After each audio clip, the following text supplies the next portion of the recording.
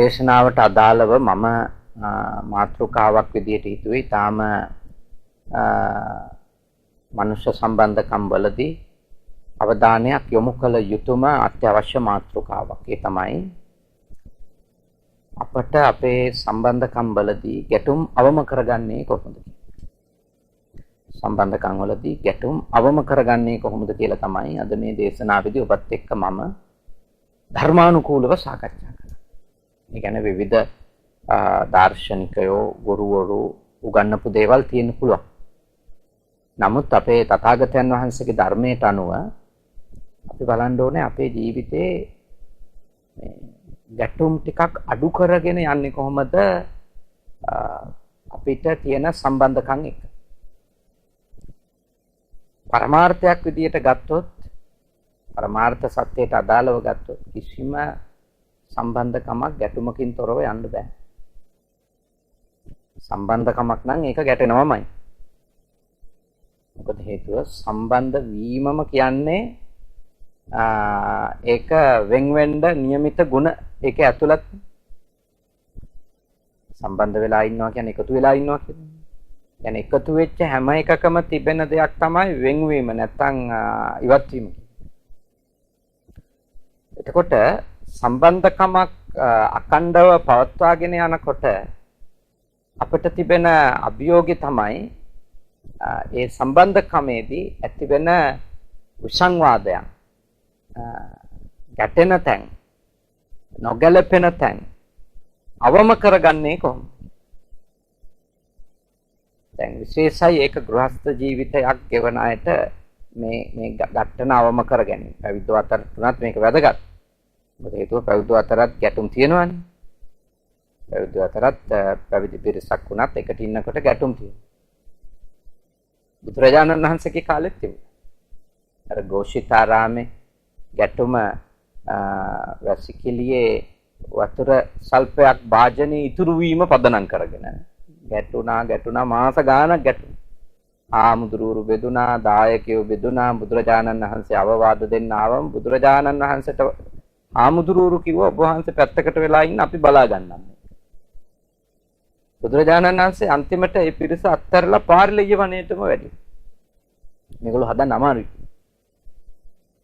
ඒ නිසා මේ ගැටුම කියන එක එකට ඉන්න කණ්ඩායමක් අතර ඇති වෙන්න පුළුවන්. දැන් අපිට මේ ගැටුමක් හරිම අසහනකාරී වෙන්නේ එහෙම ඒවා වෙන්න බෑ වගේව හිතන් හිටියොත් මුලින්ම. ඉන්නවනම් කිරිපැණි වගේ ඉන්න ඕනේ වගේ ඒවා ඔළුවේ තියන් හිටියන් තමයි අර ගැටෙන සුළු ඒ වගේ අත්දැකීම් එනකොට ඒක දරා ගන්න බැහැ. හැබැයි අපි යථාර්ථයක් විදිහට අපේ ජීවිතේ අවබෝධ කරන් ඉන්නවා නම් සම්බන්ධකම් කියන්නේම ඒවයි ගැටීමත් අන්තර්ගත එකක් කියලා. බැඳීම් කියන්නේම රණ්ඩු වෙන්න මුලක් කියලා. ඒක තේරුම් අරන් ඉන්නවා නම් ඒ වගේ ගැටුම් සහගත තත්වයන් එනකොට අර නොදැනුවත් මිනිස්සයාට වඩා සනසිල්ලකින් එයාලා මුණ දෙනවා දැනුවත් එක්ක. එහෙනම් සම්බන්ධකම් යනු ගැටුම් සහිත එකක්. ඒක මුලින්ම අපි තේරුම් ගන්න. ආට හරි සම්බන්ධකම් ඕන නම් එයා ඒ සම්බන්ධකමේ තිබෙන ඇලීම වගේම ගැටීමත් අපේක්ෂා කරනවා. නැත්තම් සම්බන්ධකම් හදාගන්න තුයි. සම්බන්ධකම් හැදුනොත් රණ්ඩු තියෙන බව තේරුම් අරන් ඉන්න. ගැටුම් තියෙන බව තේරුම් අරන් ඉන්න. ඒක අවම කරගන්න වැඩ කිරීම වෙනම කතාවක්. අපි ඒක කතා කරනවා කොහොමද ඒක කරන්නේ කියලා. නමුත් ජීවිතයේ යථාර්ථය තමයි ඕනෙම සම්බන්ධකමක් ගැටෙන සුළු ලක්ෂණ වලින් යුක්තයි. මොකද මේ සම්බන්ධකම් හදාගන්න අය කියන්නේ කෙලෙස් තියන අය. සම්බන්ධකම් හදාගන්නේ නැහනේ කිසිම ආකාරයක මෙයා මගේය, මෙයා මමය, මෙයා මගේ ආත්මයයි කියලා රහතන් වහන්සේ. එතකොට ඔය වගේ සිතුවිලි අනිකා සම්බන්ධව ඉපදුනා නම් ඉපදිලා තියෙන්නේම මමත්වයේ සක්කාය දිට්ඨිය ඇතුළු සියලුම කෙලෙස් තියෙන මිනිස්සුන්. මේ මිනිස්සු අතර තමයි සම්බන්ධකම් තියෙන්නේ. ඒකෙන් කියන්නේ විවාහ ජීවිත ගෙවන්නේ සෝතාපන්න වෙච්ච අය. සකෘදාගාමි වෙච්ච අය, අනාගාමි වෙච්ච අය විවාහ ජීවිත ගත කරනවා. එහෙම බෑයි කියලා එකක් බුදුදහමේ නැහැ. කාමරාග තියෙනවනේ.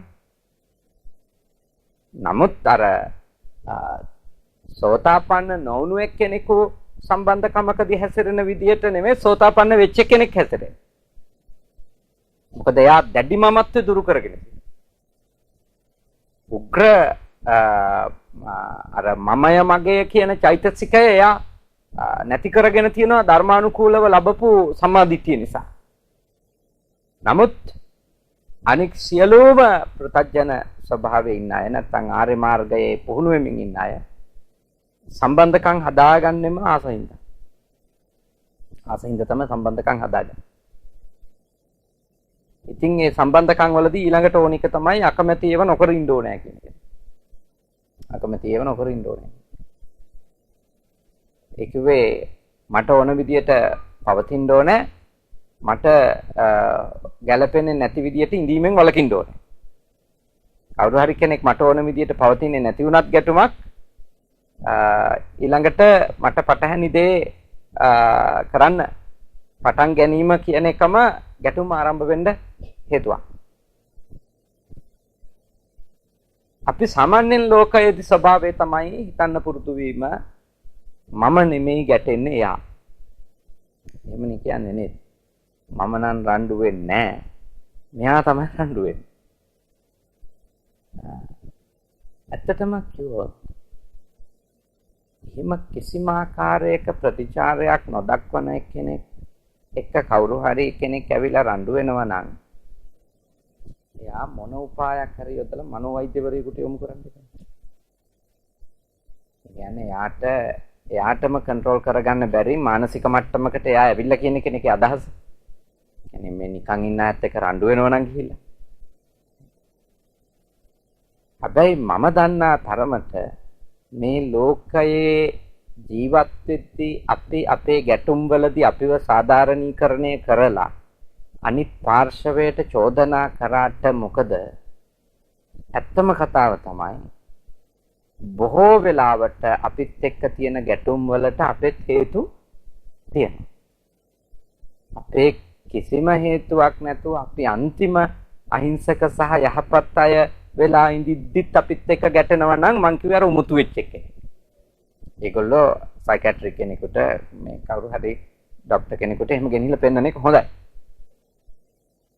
නමුත් ඔය දරුවෝයි දෙමව්පියෝ අතර තියෙන ගැටන, පිරින්දෑවරු සහ සාමි පුරුෂයෝ අතර තියෙන ගැටන, දෑනලා සහ ලීලිලා අතර තියෙන ගැටන නේ නන්දම්මලා මාමලා එක්ක ඒ ගැටන ඒවා කොහොම දෙපාර්ශවයේම හේතු සාධක ඇතුව තියෙන ගැටන. ඒ හේතු සාධක වෙනස්. ඒ ගැටුම් වලට බලපාලා තියෙන හේතු වෙනස්. සමහර ගැටුම් කෙනෙකුට අධික ලෙස ඇලුණු කෙනෙක් ගැටුම් ආරම්භ කරනවා. අධික ලෙස ඇලුණු. එයා ගැටුම් ආරම්භ කරන්නේ තමන් ඇලිලා ඉන්න දෙයට බාහිර පාර්ශවයක් මැදිහත් වෙනවා දැක්කම.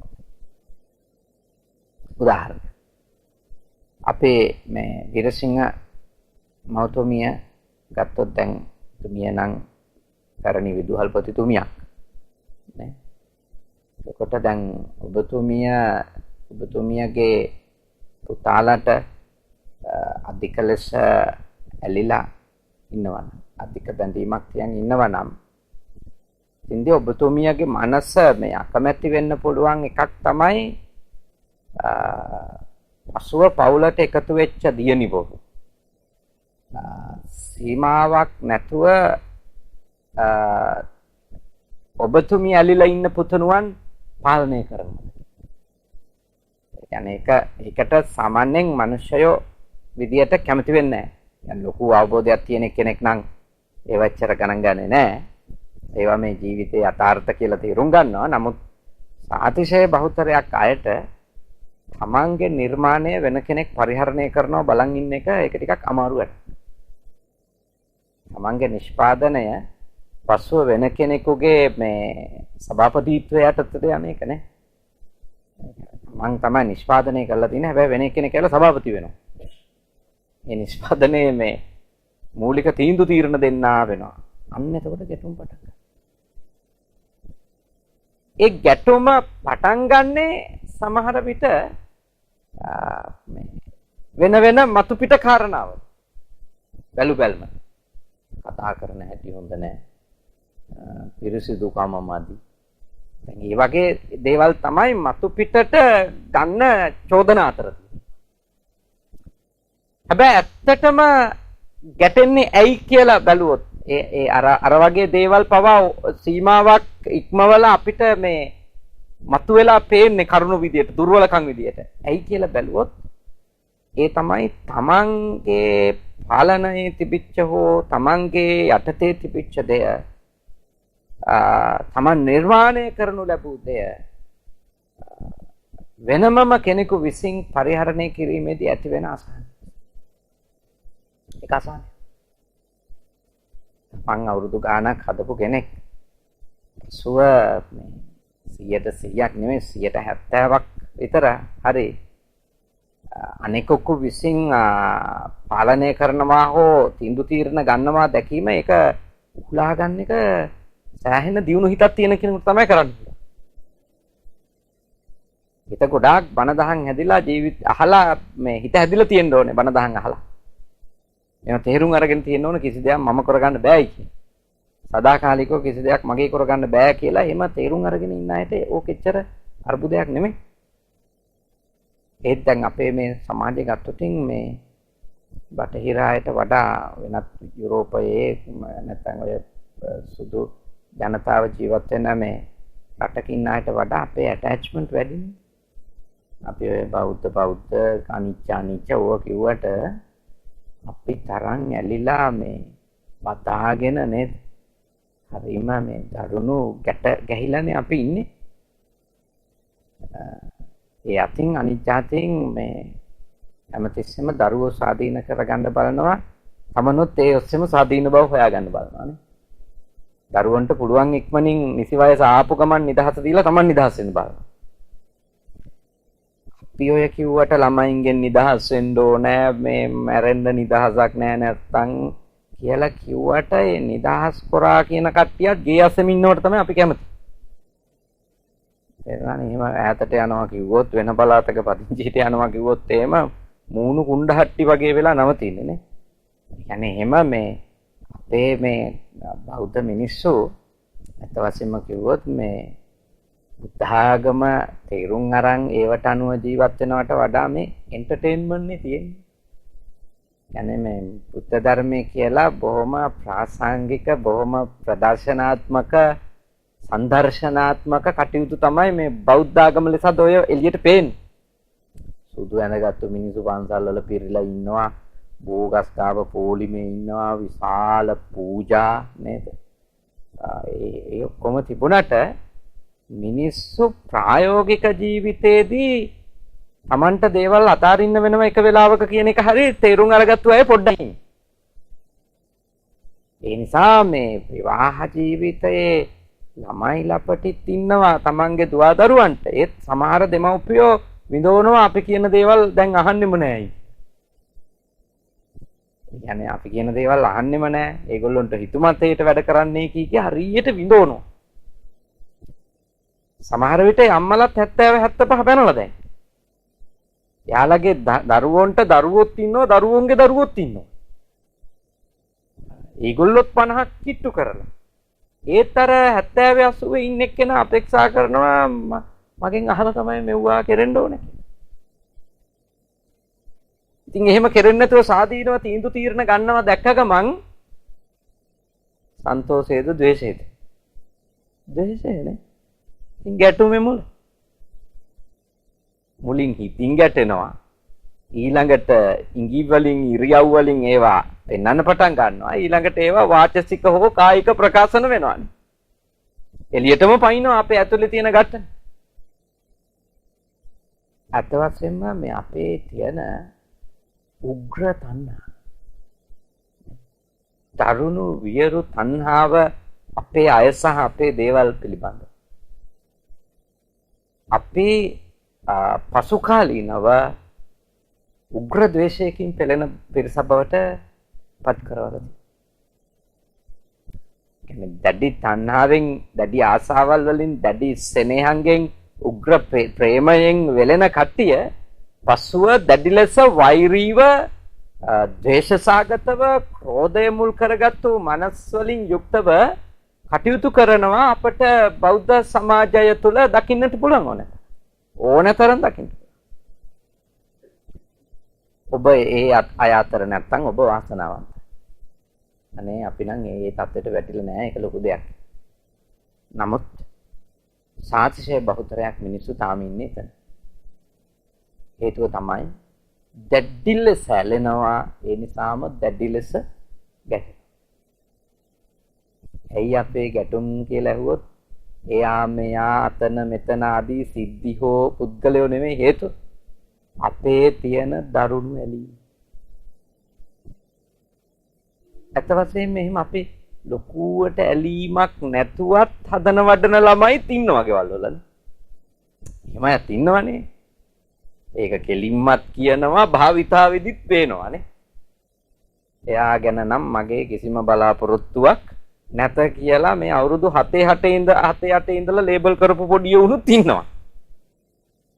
ඊගොල්ලෝ කොයි ආකාරයකට පසුව ක්‍රියාත්මක වෙනවා දැක්කත් එහෙමට ගැටුම් නෑ. මොකද හේතුව ඒගොල්ලෝ ගැන పూర్ව නිගමනවල පෙර සිටම ඉඳලා තියෙනවා. එහෙම ඉඳලා තියෙනවා. හැබැයි ඔය සමහරව හදනකොට මුල ඉඳලම කියනවා මට හිතියොත් ඉන්නේ මෙන්න මෙච්චරයි කියන්නේ. අනිත් ඔක්කොම පිටු පාන්න පුළුවන් මෙයා නෑ කිය අල්ල ගන්න අය ඉන්නවා. මතක තියාගන්න පසු කාලීනව වැඩිපුරම අඬන්නේ ආයි. වැඩිපුරම විඳවන්නේ ආයි. පිස්සු හැදෙන සමහරුන්ට ඒ දරුණු අල්ලාගත්තු එක්කෙනා හින්දා. මොකටම ඔළුව නරක් වෙලා යනවා. මොකද හේතුව දැඩි බන්ධනය නම් උග්‍ර ගැටුමින් තමයි කෙලවර වෙන්නේ. පැරණි මිනිස්සු කීමටත් කියනවනේ නේද? මේ වැඩි ආදරේ වැඩි සෙනෙහි දබරට කියලා නේ. ඒවා ඒ නිකන් කතා නෙමෙයි. කියන්නේ අපි අපේ ප්‍රශ්නේ දබර වීම නම් නේ. අපේ ප්‍රශ්නේ ගැටෙන එක නම් අනිත් අයයි අපි අතර. ඉතින් ඇත්තටම ඒකෙදි අපි වටහා ගන්න ඕනි දේ තමයි ඒ අපේ සෙනෙහිම තමයි. අපි යාට තියෙන දරුණු ඇලීමම තමයි. ඉතින් කෙනෙකුට එන ප්‍රශ්නේ තමයි ඉතින් පුතාට ඇලුනා නම් පුතාට ඇලුණු විදියට ඉන්නේ නැතුව මාත් එක්ක මොකටද මරාගන්නේ? ඒ කියන්නේ ලේලිලට එන්න පුළුවන් එක. ඊළඟට ඕකම එන්න පුළුවන් මේ අනිත් පාර්ශවයටත් නේ. නන්දම්මලටත් එන්න පුළුවන්. එයා ස්වාමි පුරුෂයාට ඇලිච්ච එක වෙනම කතාවක්. මං එයාගේ අම්මා ඉතින් මෙයා මාත් එක්ක මොකටද ගැටෙන්නේ? දැන් තියෙන්නේ ඇලුනම බෙදා ගන්න කැමති නෑ. ඇලුනම තියෙන ප්‍රශ්නේ තමයි බෙදා ගන්න කැමති නෑ. උග්‍ර ඇලීමක් තියෙනකොට අපි කවුරුත් කැමති යාව තනියම පරිහරණය කරන්න. තනියම පරිහරණය. උග්‍ර ආසාවක් ඇති වෙච්ච මේ ටොෆි එකක්වත් බෙදා ගන්න කැමති නෑ. නෑ. ඒක බෙදන්න නැතුව ආස අඩු වේවින් බෙදන එක සාමාන්‍ය ක්‍රමය නේද? ඒ කියන්නේ Tamanට ඕනේම ටික දඩි පිටි ගාලා හංගගෙන Taman ටොෆි චොක්ලට් බෙදද්දී උනත් මිනිස්සු බෙදන්නේ මේ Taman එච්චර කැමති නැති ඒවා. දැන් තිය තමයි මිනිස්සු ගොඩාක් එම් බෙදා හදාගන්නේ. Tamanට ආසේව බෙදා හදාගන්නේ එහෙම කැමති නැහැ මිනිස්සු. ඉතින් ඔය දරුවෝ කියන අය Tamanගේ දරුවෝ Taman හදපු අය වෙන කෙනෙක් එක්ක බෙදා හදා ගැනීම කියන එකට හිත පුහුණු කරගත්තා නම් මේ ලෝකේ ඉන්න බුද්ධිමත්ම අම්මා කෙනෙක්. බුද්ධිමත්ම තාත්තා කෙනෙක්. ඒකට හිත හදාගෙන ඉන්න තාම දුෂ්කර කාරණේ. ඊළඟට තමන්ගේ ස්වාමි පුරුෂයා තමන්ගේ බිරිඳ එයාගේ අම්මා තාත්තා එක්ක ගනුදෙනු කරන්න යන වෙලාවේදී තමන් බැඳිච්ච එක්කෙනා වෙන එක්කෙනෙක් එක්කත් ආදරේ බෙදා හදා ගන්නවා දකින්න එක ඒකටත් ගැටෙනවා. ඒ අර සමහර පිරිමි ඉන්නවා තමන්ගේ බිරිඳ දෙමව්පියන්ට ලැබි වෙනවට ඔවුන්ගේ හොඳ කියනවට ඔවුන්ට ප්‍රශංසා කරනවට මේ හරියට අකමැති නේද සලකනවට අකමැති පිරිමියා තිනවා. ඒකෙදි අපිට හිතෙන්නේ මේ මොන දුෂ්ට වැඩක්ද කියලා. හැබැයි ඇත්තම කාරණේ තමයි අර තමන් සීමාව ඉක්මවලා කෙනෙකුට ඇලුනට පස්සේ වෙන දේ තමයි එයාගේ අම්මා තාත්තවත් පරිහරණය කරනවට කැමති වෙන්නේ. තමන්ගේ ඕන දෙයක් තමන්ගේ බිරිඳ වෙනුවෙන් වියදම් කරන කට්ටිය ඉන්නවා. හැබැයි තමන්ගේ දේවල් වලින් එක රුපියල් 1000ක දෙයක් බිරිඳ අම්මට හෝ නෑදෑයින්ට දෙනවා දැක්කොත් මරා ගන්න යන කට්ටියත් ඉන්නවා. ඒ කියන්නේ අර තමන් ඇලිච්ච එක්කෙනා කිසිම ආකාරයකින් වෙන කෙනෙකු සමග ඇලෙනවට කැමති නැහැ. ඒක තමයි ඇලීමේ තියෙන ආදීනමේ ඕක. ආස්වාදේ තමයි යා සන්තෝෂයෙන් ඉන්න එක. ආදීනමේ තමයි එයා ඇලිලා ඉන්න ඕනේ තමන් එක්ක විතරයි කියලා හිතන්නේ. ඒකම අර ආස්වාදයට එක්ක එන මහා ගින්දර ප්‍රශ්නයක්නේ. පිච්චෙන දැවෙන ප්‍රශ්නයක් ඒක. එහෙනම් ඔබ හොඳට වටහා ගන්න ඕන තමන් එක්ක කෙනෙක් ගැටෙනවා නම් එයා ගැටෙන්නේ නිකන් නෙමෙයි. එයා ගැටෙන්නේ යාට මේක බෙදා හදා ගනිද්දී ඒක ඒන ආවේගය සමතයකටපත් කරගන්න එයාට බෑ ඒකයි. ඒකනේ අර හෙන්රි කල්දේරා කියලා මහත්තයෙක්ගේ ගීතයක් ඔබ අහලා ඇති. ඔහු දෙනෙත් අන්ධ ගායකතුමෙක් නේද හිටපු. මෙයා මිය ගිහිල්ලා මං හිතන්නේ. එයා කියනවා තවත් සඳක් ගෙට පායා එනදා අඬන්න එපා අම්මේ. එයා ඒ ගීතේ කියන විදිහට විවාහ වෙන දවසේ අම්මා අඬනවා. එයා පුතා විදිහට කියනවා තවත් සඳක් ගෙට පායා එනදා අඬන්න එපා අම්මේ. දැන් එතකොට එයා ඒක ඇතුලේ නොකිය කියනවා අපේ ගෙදර මෙච්චර කාලයක් එක හඳයි තිබුණේ. ඒ අම්මා දැන් ගෙට තව හඳක් පායන්න හදන්නේ. ඒ තමයි මම කරන් එන බිරිඳ. අම්මට කියනවා අඬන්න එපා. ඒ කියන්නේ ඊර්ෂ්‍යාව හදාගන්න එපා. මොකද ඕනම අම්මා කෙනෙක් කැමති ඕනම තාත්තා කෙනෙක් කැමති දුව හෝ පුතා තමන්ම එකම එක්කෙනා කරගෙන ජීවත්. ඒක තමයි මනුස්ස ස්වභාවය. එතකොට පුතත් එක්ක රණ්ඩු වෙන්නේ නැහැ ගොඩක් වෙලාවට.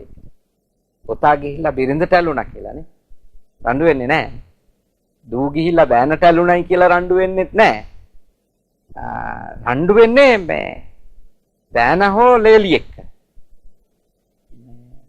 අපේ බෝධිසත්වයෙක්ගේ හදාගත්තු ළමයා කෑවා කියලා. ඇවිල්ලා මාස කීපයක් ගියේ නෑ වෙනස් කරා. කොච්චර හොඳ ගති තිබුණාද ওই ළමයාට. හවලා තමයි කෑවේ ඔළුව. කියලා එහෙම මේ දරුණු ගැටුම් වලට යනවා. ඉතින් මට ඒ වගේ අයගෙන් අහන්න තියෙන ප්‍රශ්නේ තමයි ඉතින් එච්චර හොඳට හැදුවා නම් එළියෙන් ඊට පස්සේ 25 අවුරුද්දකට පස්සේ ආපු කාන්තාවකට මාස 5න් වෙනස් කරන්න පුළුවන්. ඒ කියන්නේ එච්චර හොඳට හදපු එක්කෙනෙක් මාස 5ක් ඇතුළත කාන්තාවක් හෝ පිරිමියෙක් අලුතින් ඇවිල්ලා එයාව වෙනස් කරා නම් එතකොට හදපු එකේ අවුලක් නැත්ද? නේද? හැබැයි අර ඒ තමන් ආදරය කරන හෝ තමන්ගේ නිර්මාණය වැරද්දක් දකින්න කැමති නැහැ මිනිස්සු. එතකොට හිතන්නේ මේ නිර්මාණය දූෂිත කළා එළියෙන් ආපු එක. ඒක තමයි ලේලි එක්ක මරා ගන්න. බෑනනුවන්. ඒ ඊර්ෂ්‍යාව වෙන විදිහකට යන්නේ. ඒක මතක තියාගන්න ඕනේ. ඒක අපි ඕනි කෙනෙකුට වෙන්න පුළුවන්. ඔය වගේ බැඳීම් ඇතුලේ යන ඕනිම කෙනෙකුට ඕනිම කාන්තාවකට ඕනිම පිරිමියෙකුට ඔය ගති ස්වභාවය පැන නගින්න පුළුවන්. ඒක ඇත්තටම ඊටාම හොඳ යහපත් සිතුවිල්ලක් වෙච්ච ආදරේ ඊළඟ නරක ප්‍රතිඵල. දරුවන්ට තියෙන දැඩි ආදරේ නරක ප්‍රතිඵල ඒක. ඒකේ තියෙන දේ ඒකයි කියන්නේ ඒ ද්වේෂය ඒ ඝට්ටනේ පටන් ගන්න හොඳ සිතුවිල්ලක් මුල්ලේ. ඒ කියන්නේ මේ දිගටම පුතාටත් වෛර කර කර ඉඳලා ඒකෙම දිගුවක් විදියට ලේලිට වෛර කරනවා නම් නරක එකක තව නරක අවස්ථාවක් නේ. නමුත් ඒ වෙනුවට වෙන්නේ තාම හොඳ මනෝභාවයක් නේ ආදරයක් දැක්වීම කියන්නේ. හැබැයි ඒ ආදරයේම දිගුවක් විදියට තමයි තමන් ආදරය කරපු කෙනාට තව කෙනෙක් ලං වෙනකොට ගැටුම පටන්. ඒක තමයි ඒ ඝට්ටනේ ස්වභාවය. මේ ගැටුම් ඇති වෙන හේතු මොකද්ද කියලා තමයි මම ඔබට තෝරලා දෙන්න උත්සාහ කරන්නේ. ඊළඟට දැන් ඇයි ලේලි කෙනෙක් බෑන කෙනෙක් නැන්දම්මා හෝ මාමා එක ගැටෙන්නේ? ඇයි මොකද හේතුව ඒගොල්ලෝ? ඒගොල්ලෝ හැමතිස්සෙම හිතනවා ඒගොල්ලෝ 25 අවුරුද්දකට පස්සේ හෝ 30 අවුරුද්දකට පස්සේ නැත්නම් 18 අවුරුද්දකට පස්සේ යටත් පිරිසෙයි මේ මිනිස්සෙකුගේ ජීවිතයට ලං වුණාට පස්සේ එයාට ඊළඟට අවශ්‍යතාවයක් වෙනවා ඒකේ පූර්ණ බලය තමන් සන්තක කර ගැනීම. මොකද එයා හැමතිස්සෙම දන්නවා 25 අවුරුද්දක් අරගොල්ලොත් එක ලොකු බන්ධනයක් තිබුණා. ඒක තියෙන තාක්කල් මට බන්ධනයක් තියෙද කියලා සැකයක් තියෙනවා.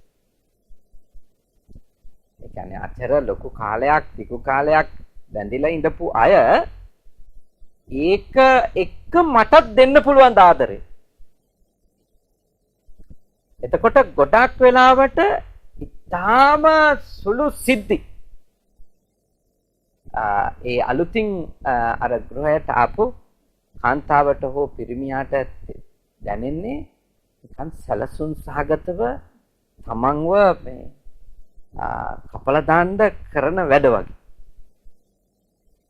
ඒ කියන්නේ සැලසුම් සහගතේ. ඒවා නිකන් මේ නොහිත කරන දේවල් කියලා නෙවෙයි. එතකොට හිතෙන්නේ මේක හිතලම තමයි. මේ හිතලම තමයි මම මේ ගෙදරට ආපු දවස් ඉඳලා මේගොල්ලෝගේ තියෙනවා කමැත්තක්. ඒ හිතලම තමයි මේ ඔක්කොම කරන්නේ කියලා එයාගේ හිත එයාට කියලා දෙන්න ගන්න. එතකොට එයා හිතනවා අර අතීත සම්බන්ධකම් සියල්ලෙන් මෙයා ගැලෙවුවා නම් මට පූර්ණ අයිතියක් අත් කරගන්න පුළුවන් කියලා. දැන් ඔය අලුත් විවාහකයෝ විවාහ වෙන්න කලින් ඉඳලම මේක පටන් ගන්නවා. ඉතර කට්ටිය ඇවිල්ලා මේ විවාහයෙන් සැලකිතු කාලයකට පස්සේ මේ වැඩේ පටන් ගන්නෙ. දැන් කට්ටිය ටිකක් ඊටත් වඩා මේ දරුණු අය. ඒගොල්ලෝ මේ විවාහ වෙන කලින් ඉඳලම නීතිය දානවා අපි දෙන්න විතරයි.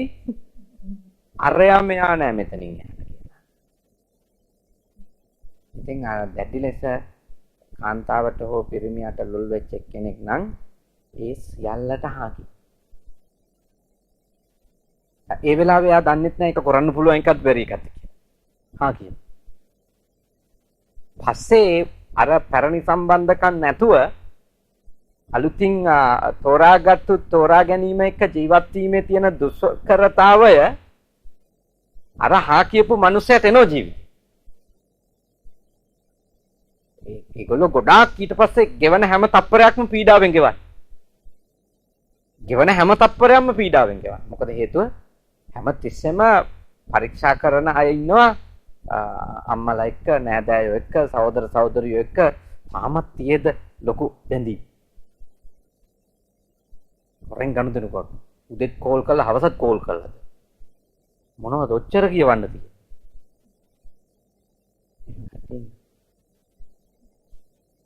ඉතින් ඒගොල්ලන්ට කවදාකවත් සැනසෙල්ල නැහැ. ඒකයි මේ ප්‍රශ්නේ. මම ඔබට කියන්නේ එහෙම ඒ පැටර්න් එකේ ඒ තින්කින් පැටර්න් එක ඒක ලස්සන එකක් නෙවෙයි. ඒක හරිම සෙල්ෆිෂ් එකක් නේ.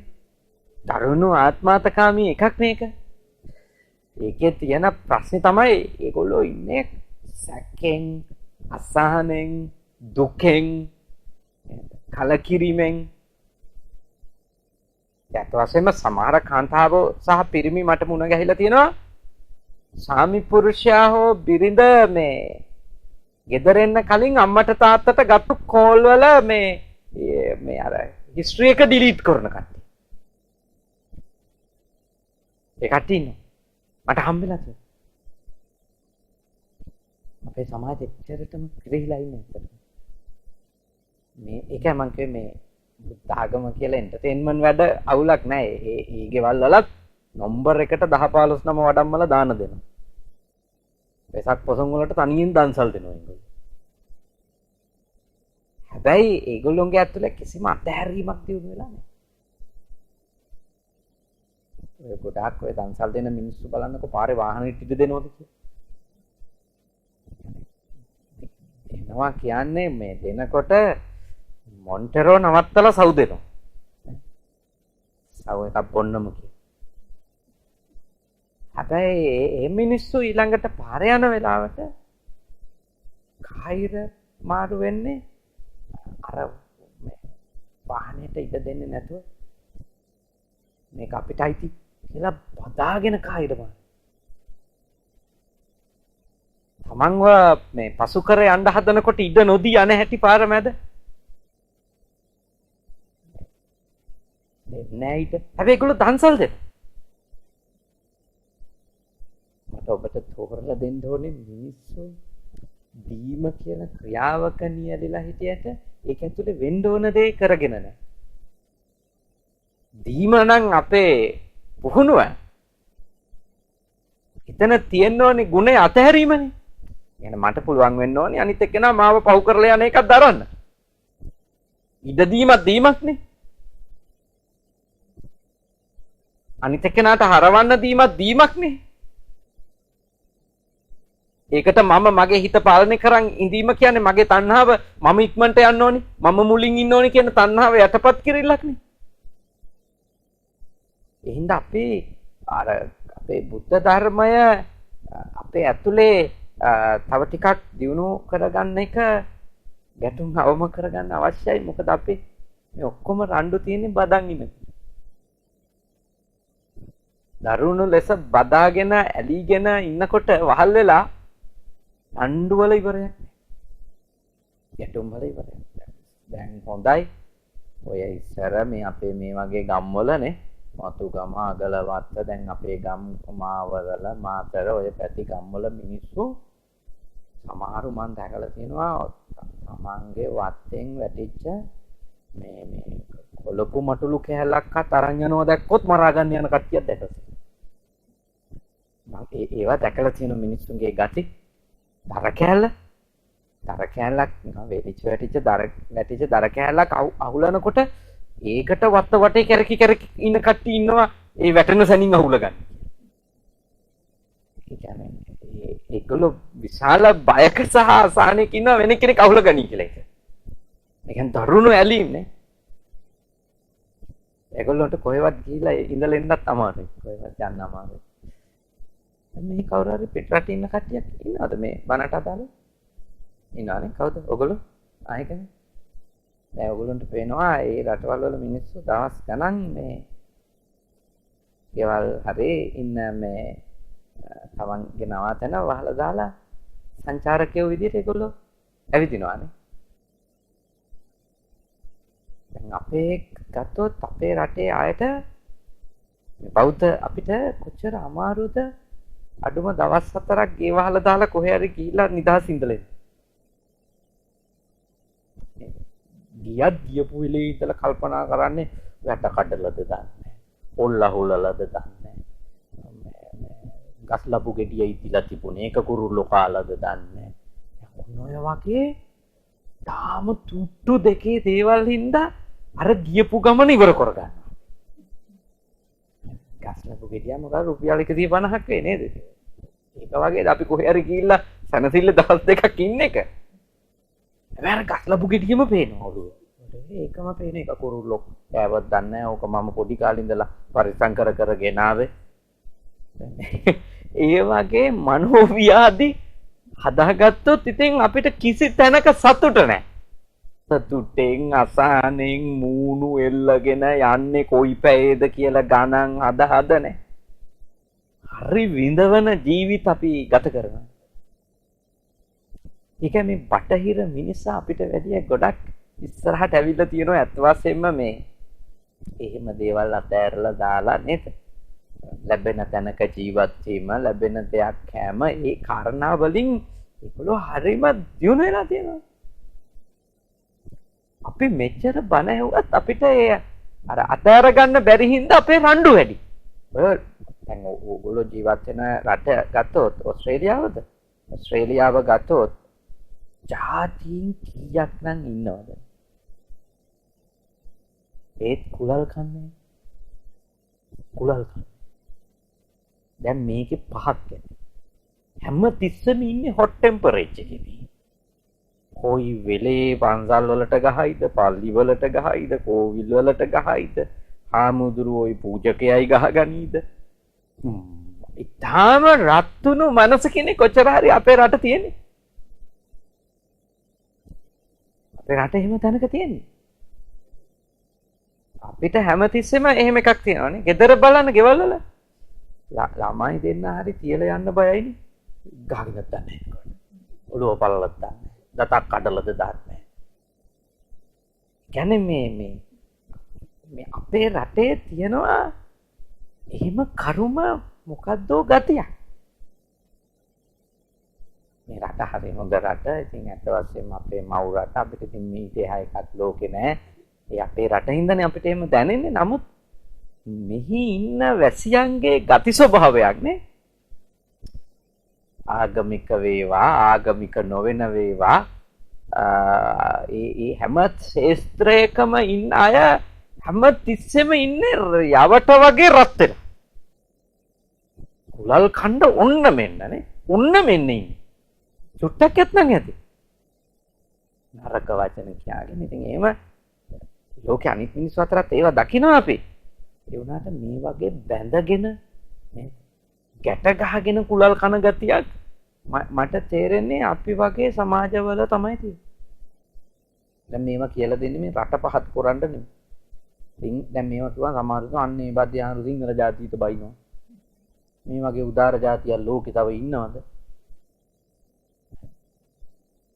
එහෙම කියන්න පුළුවන් මේ වගේ උදාර ජාතියක් කොහෙවත් නැහැයි කියලා ලෝකේ කිසිම ජාතියක් දැකපු නැති අය. මම ඉතින් ලෝකේ තව ජාතීන් දැකලා තිනවා. හරි උදාර මිනිස්සු ඉන්නවා ඒවයි. මෙහෙත් හොඳ මිනිස්සු ඉන්නවා. ඒවයිත් හොඳ මිනිස්සු ඉන්නවා. ඒවයිත් නරක මිනිස්සු ඉන්නවා. මේවයිත් නරක මිනිස්සු ඉන්නවා. නැතුව මෙහි নিরপেক্ষ හොඳ ජාතියක් නෑ කොහෙවත්.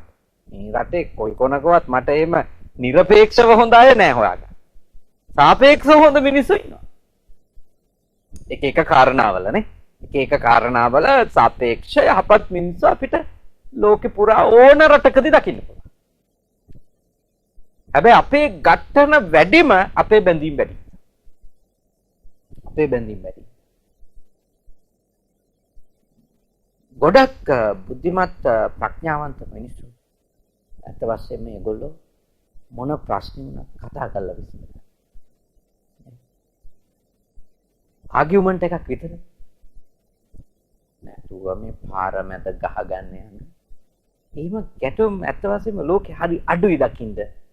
ශිෂ්ට ජාතීන් අතර. ගෝත්‍රිකයෝ අතර තමයි චූටි දෙයකට ගැටෙන්නේ. කාර් ගත්තු ගමන් ගෙදරට ගේන්න කලින් දාගන්න එක තමයි ඉන්ෂුරන්ස් එක.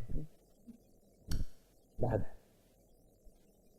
හැබැයි වාහනයක් හැප්පුණු ගමන් පාර මැද නවත්තලා ගහගන්න. ඉන්ෂුරන්ස් දැම්මේ ඇයි? හැප්පෙන්න පුළුවන් බව හොඳටම පිළි අරගෙනනේ. ඒ හැප්පුණාට පස්සේ මරා ගන්න ඉන්ෂුරන්ස් කෝල් කරන්නේ නැතුව. ආගියුමන්ට් එකක් තියෙන්න පුළුවන් කවුද වැරද්ද කියලා. ඒ නරක වචන කියන්නේ. පාරෙන් වාහනේ හොල්ලන්නේ නැතුව තව 100 ගානකගේ ගමන පරක්කු කරලා. මූණකට තලලා. එම හැසිරෙන්න හොඳ නැහැ මිනිස්සු.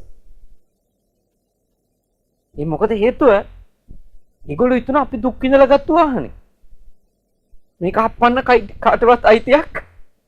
ඉතින් මං දන්න තරමට එහෙම අමු තරහකාරයේ කැරුණුකොට මේ පස්සෙන් ඇවිල්ලා හො ඉස්සරහින් ගිහලා එහෙම කවුරුවත් හප්පන්නේ නැහැ කවුරුක්වත් නේ. එහෙනම් චේතනාත්මකවම අපිව මරන්න කවුරු හරි පන්නගෙන ඇවිල්ලා හප්පලා වෙන්න ඕන. අපිට මොලේ තියෙන්න ඕනනේ. මේ මිනිසයා වෙන කල්පනාවක හෝ වෙන මොකක් හරි ඉක්මනක ඇවිල්ලා මෙයා ගැටින් හැපුණා. එයා අපේ හප්පන්නාවේ නෑ. නමුත් එයාගේ ඒ වෙලාවේ මානසික තත්ත්වය අපි ඒකට ප්‍රතිචාර දක්වන්න ඕනි විදිය කොහොම උපේක්ෂා සාගත වෙන්න බෑ. ඒ වගේ වෙලාවට නරක නපුරු වචන කියාගෙනනේ පහර දෙන්න ගිහිලා වටේ පිටේ ඉන්න අයත් එකතු වෙනවා. අපේ හැසිරීම ශිෂ්ට නැහැ. මා පාරදී සම්බන්ධකම් වලදී, ගෙදර සම්බන්ධකම් වලදී මේවයි ප්‍රශ්නේ තමයි. අපි අපේ දේට ඕනවට වඩා ඇලුනම අපි හිතන අපේ දේට මුකුත් වෙන්න බෑ කියලා. බුද්ධ ධර්මයේ යෝජනාව තමයි ඔබ කොච්චර ඇලුණු දේ වුණත් ඔබගේ වසඟේ තියාගන්න බෑ. ඒක තේරුම් අරන් ජීවත් වෙන්න. සබ්බේ සංඛාරා අනිච්චානේ. සියලුම හේතු ප්‍රත්‍ය නිසා හටගත්තු දේවල් අනිත්‍යයි. ස්ථිර නැහැ. විපරිණාමී වෙනස් වෙනවා. අඤ්ඤතභාවී අන්ස්වභාවයකට පෙරලෙනවානේ. එකම විදියට තියෙන්නේ නැහැ. ඊළඟට ඒක අවබෝධ කරගත්තොත් කෙනෙක් එයා කිසිම දෙයක් තදින් අල්ලන්නේ නැහැ. මමමයි, මගේමයි, මගේ ආත්මෙමයි, මට ඕන විදියටමයි. අන්න එතනින් ගැලවෙනවා. එතනින් ගැලවුණාම දේවල් තමන්ගේ පාලනයෙන් ගිලිහෙනකොට යක්ෂයෝ වගේ කටයුතු කරනවා වෙනුවට උපේක්ෂාවෙන් කටයුතු. යමක් තියාගන්න උත්සාහ කළත් උත්සාහ කරන්නේ සදාචාර සම්පන්න. නීත්‍යානුකූල. අනිකාට අයුක්තක් නොකර. ඒ මනුස්ස මට්ටමනේ. ඒකනේ සත්පුරුෂ මට්ටම. යහපත් මිනිසාගේ මට්ටමට එනවා යා. එතකොට ගැටුම් අඩු. මට ඔබට මෙච්චර වෙලා කියලා දෙන්න ඕනේ උනේ මේ ගැටුම් වල හේතු මොකක්ද? ඊළඟට මේකෙන් ගැලවෙන්න නම් ඉතින් අපි ගැඹුරුම කාරණේ තේරුම් ගන්න.